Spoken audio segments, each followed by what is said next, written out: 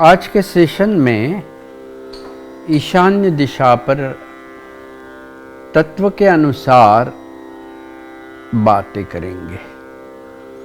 उत्तर में जल तत्व समृद्धि स्वरूप है, तो ईशान्य में यही जल तत्व शुद्ध सचेतन गंगा स्वरूप है। उत्तर का जल तत्व सोम तत्व में है, जो सोम तत्व जीवन से जुड़ा है, भूधर देवता से जुड़ा है, इसलिए उसमें लक्ष्मी का अवतरण है। जहाँ लक्ष्मी रहती है वहाँ चंचलता जैसे अनेक इतर गुण भी संप्राप्त हो जाते हैं। लेकिन ईशान्य में जो गंगा स्वरूप जल तत्व है वो आप वत्स इन देवताओं में पाया जाता है। ये आप वत्स देवताओं की तरफ हम जब देखते हैं तब ये डिविजन्स, ये पदों को अदिति का स्पर्श है। अदिति को अन्नपूर्णा माना गया है, तथा ऊपर से देखते हैं तो शिखी और ईश देवता का वहाँ पर अवतरण है। ईशान्य के कोण में ईश यानी शिखी देवता का पद है, स्थान है।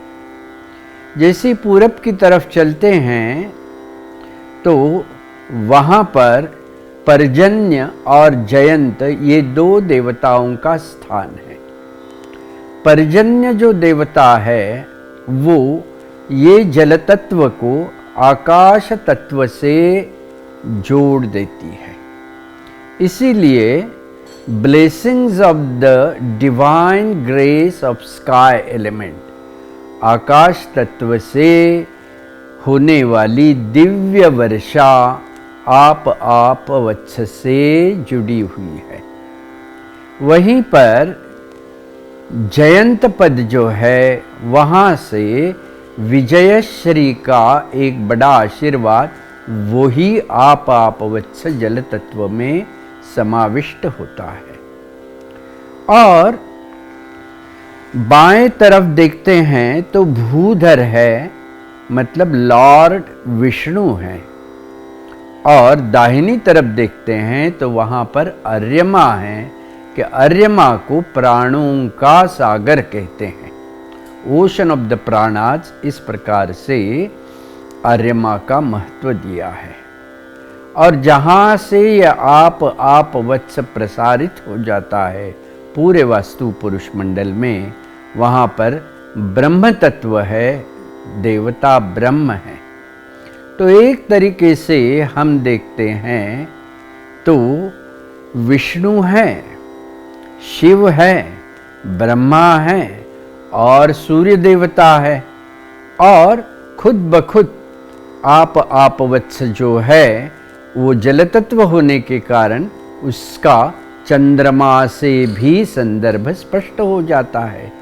इसीलिए ईशान्य प्रभाग का जो जल तत्व है वो दिव्य तत्व है और इच्छा पूर्ति का अलौकिक इच्छा पूर्ति का सर्वश्रेष्ठ साधन इस आप वत्स डिविजन्स को, पद को मानना चाहिए।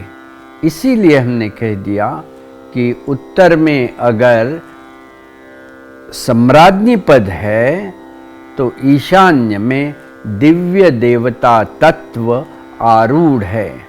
इसीलिए ईशान्य का देवता तत्व इस जल तत्व के माध्यम से जब प्रस्फुरित हो जाता है तब पूर्ति का अनुभव आ जाता है। इसीलिए ईशान्य के जल तत्व को तीर्थ स्वरूप मानते हैं। अभी इसी वाइब्रेशंस के लिए, ईशान्य के स्पंदनों के लिए अपनी जो भगवद गीता है ना वास्तुशास्त्र की, अपराजित पृच्छा, इसमें एक बहुत अच्छा सुंदर श्लोक दिया गया है ईशान्य स्पंदनों के लिए कहते हैं नर सौख्य सति सत्य सौभाग्यादि विवर्धिनी।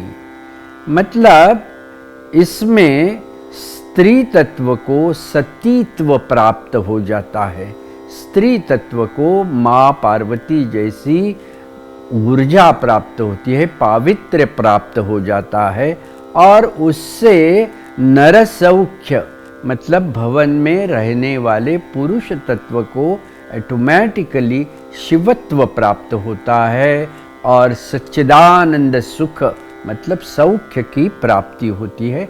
इस प्रकार से वर्णित किया गया है। और कहते हैं सती सत्य सौभाग्यादि विवर्धिनी। तो ऐसे भवन में जिसमें ईशान्य के विशेष स्पंदन पाए जाते हैं, वहाँ पर व्यक्ति सत्य से जुड़ जाता है। तो सत्यम शिवम सुंदरम, इस प्रकार से दिव्य त्रिगुणों की प्राप्ति के लिए ईशान्य के स्पंदनों का असाधारण महत्व है। और विवर्धिनी मतलब दिन ब दिन बढ़ते जाने वाली, दिन ब दिन वृद्धि होने वाला, इस प्रकार से सुख का अनुभव इन ईशान्य के स्पंदनों से पाया जाता है। और आगे जाके कहते हैं धनार्थैश्वर्य संपन्ना धर्म देशान कप्लवा।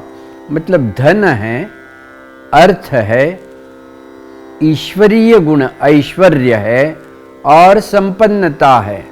ये चारों प्रकार से व्यक्ति का जीवन समृद्ध करने का सामर्थ्य ईशान्य से प्रस्फुरित होने वाले स्पंदनों में पाया जाता है।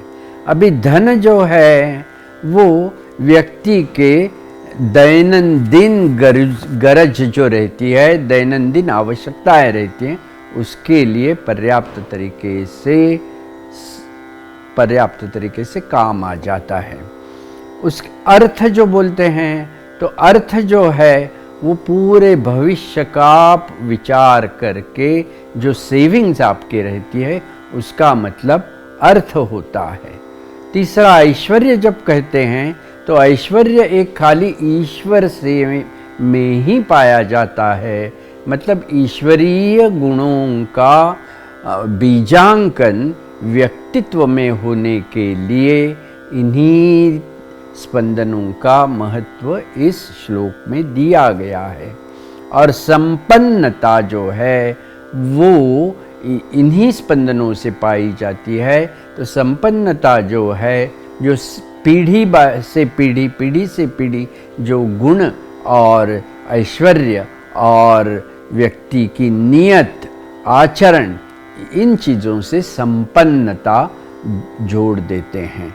तो इस प्रकार से धनार्थैश्वर्य संपन्ना धर्म देशान कप्लवा, इस प्रकार से ईशान्य के वाइब्रेशंस का महत्व इस भगवद गीता अपनी जो है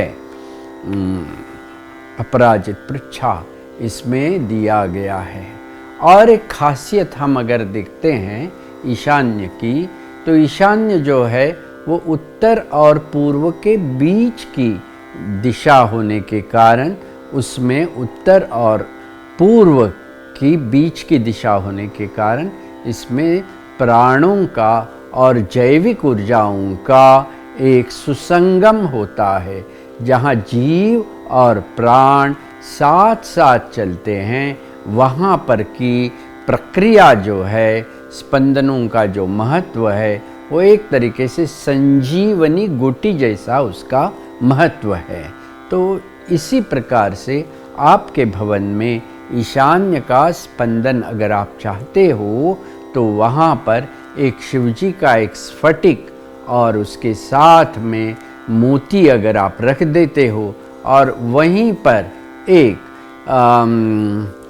गाय के घी का दीपक जलाते हो, तो उसके माध्यम से पूर्व के और उत्तर के दोनों ऊर्जाओं का संगम, प्रीति संगम वहाँ पर हो जाएगा।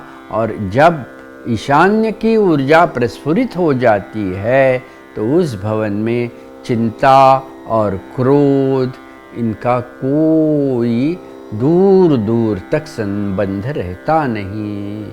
इसीलिए आपके भवन में ईशान्य दिशा को जोड़ना, ईशान्य के स्पंदनों को महत्व देना अत्यावश्यक है।